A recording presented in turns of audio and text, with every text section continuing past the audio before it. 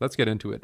It's 5:45 a.m., Monaco, the most expensive square kilometer on the planet. You wake up in a penthouse apartment overlooking the harbor. The same harbor where, as a kid, you watched Formula One cars race past your window and told yourself, one day that will be me. That day came. And then some. You are Charles Leclerc, 27 years old, Ferrari driver, born and raised in Monaco, one of the most naturally talented drivers the sport has ever seen. And today is race day at your home Grand Prix, the one race every driver wants to win more than any other. The one race you have never won. Let that sink in. You are the most famous person in Monaco. You live 200 meters from the circuit, and you have never won your home race. Not in 2021. Not in 2022, when you started from pole position and a mechanical failure took you out while leading. Not in 2023, not in 2024. Every single year something happens. The circuit, the luck, the car, the strategy. Monaco gives and Monaco takes. This year feels different. Ferrari has the fastest car on the grid through the first 7 races. You are second in the championship. And in yesterday's qualifying, you put it on pole position again, P1, your name at the top of the timing screen with the entire principality watching. You eat breakfast alone? Scrambled eggs, fresh orange juice, no coffee? It spikes your heart rate too much before a race. Your nutritionist designed this meal down to the last calorie, 680 calories, exactly what you need for the physical demands ahead. Outside the window, Monaco is already alive. Fans walking toward the circuit wearing red Ferrari caps, TV trucks setting up on every corner, the smell of the Mediterranean in the morning air. You grew up in this. Your godfather was Jules Bianchi, the Ferrari driver who died in a racing accident in 2015. You were 17 years old. He was the one who believed in you before anyone else, who pushed Ferrari to sign you, who told you that you had what it takes to be world champion. You carry that with you every single day, every race. Today especially, 8:30 a.m., you arrive at the Ferrari paddock, the famous Red Garage, the most iconic team in the history of motorsport. 16 world championships, more wins than any other constructor. The weight of that history sits on your shoulders every time you put on the red suit. Your race engineer Brian meets you, car is ready.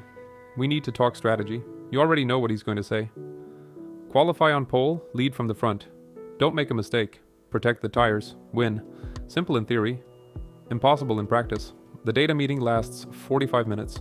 Tire degradation, weather forecasts, rival strategies, pit stop windows, brake temperatures.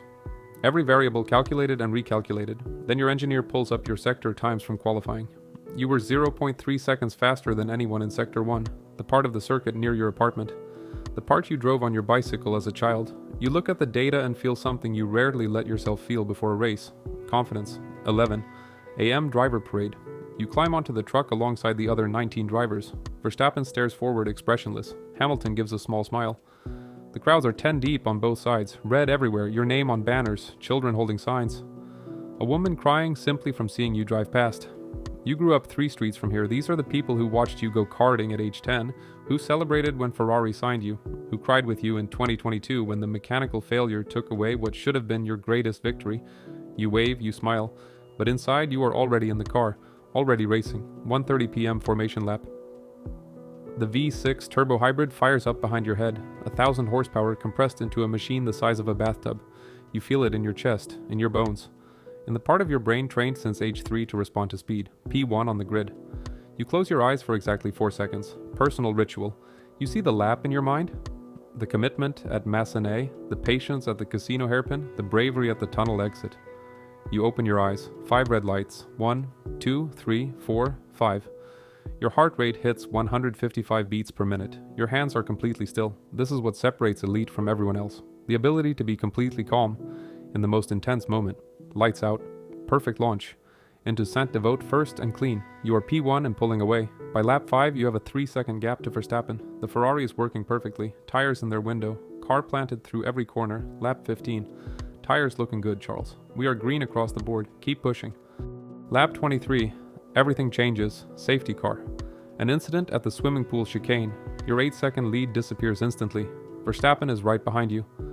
The pit stop window opens. Your engineer. Charles, we are looking at the undercut. Verstappen might pit this lap. Your brain processes instantly. If Verstappen pits and you stay out, he could come out ahead on fresher tires. If you pit and he stays out, you lose position on track. Monaco is different from every other circuit. Once someone is ahead of you here, overtaking is nearly impossible. There is no DRS highway, only 12-meter wide streets with Armco barriers on both sides. Position is everything. Track position is life. You make the call before your engineer does. Box, I'm coming in. Box this lap. The pit stop is 2.1 seconds. Perfect. You come out P1. Verstappen stayed out. He pits 2 laps later and rejoins in P3. You have the undercut and fresh tires. The race is yours to lose. Lap 50 of 78. You are 12 seconds ahead of Verstappen. Tires holding. Car perfect. You are driving at 95%, saving just enough margin if something unexpected happens. Your engineer reads the gap every lap. 12.4, 12.8, 13.1. Growing. Then from nowhere, your stomach drops. Vibration. Rear left tire. Subtle at first, then unmistakable. You know immediately. Blistering. The tire is overheating and losing structural integrity. Engineer, I have a vibration rear left. Possible blister. 5 seconds of silence that feel like an hour. We see it, Charles. Manage it. Reduce speed in Sector 2. Protect the tire. We cannot pit again. Verstappen will take the lead. You are now driving a damaged tire at race pace around the most unforgiving street circuit in the world. One wrong move, too much throttle, too much lateral load, and the tire fails. You hit the wall, race over, you reduce speed by 3%, just enough to manage the temperature without losing the lead. Verstappen closes, 12 seconds, 10 seconds, 8 seconds. He can smell it. 6, 5, lap 65. The gap stabilizes. The tire is holding. Your management was perfect. You found the exact limit and stayed on the right side of it. Lap 70, the gap grows again. 6 seconds becomes 8, 8 becomes 10.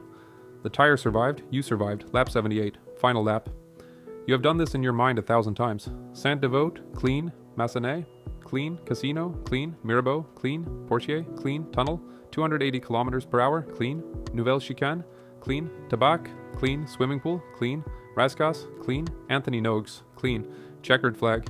You win the Monaco Grand Prix. The radio explodes. Your engineer is screaming. The entire principality is screaming.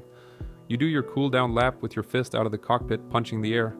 You pass the spot on the Harbour Road where you watched Formula 1 as a child, where Jules Bianchi once drove past. You stop the car at Parc Fermé, climb out. Your race engineer Brian hugs you for 10 seconds without speaking. The team principal is crying.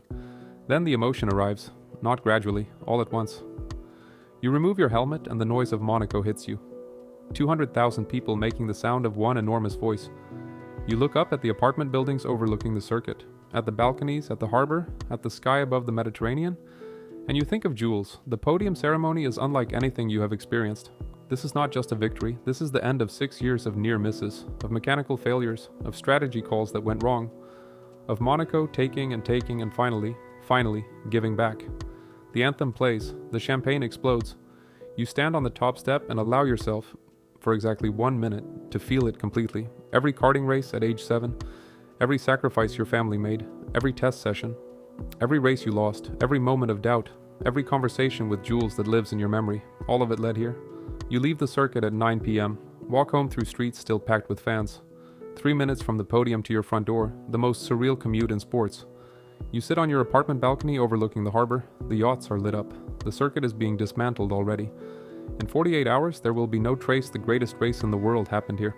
Except in the record books, and in the memory of everyone who was here, you open your phone. 47 missed calls, 312 messages. You read none of them. Not yet. You sit in silence for 20 minutes, looking at the harbor, listening to the city. Then you pick up the phone and send one message, to a contact you've never deleted, to a number that no longer works. To Jules, it just says, "We did it. That's all for today." Subscribe for more POVs of the greatest drivers and greatest moments in Formula 1 history. New video every week.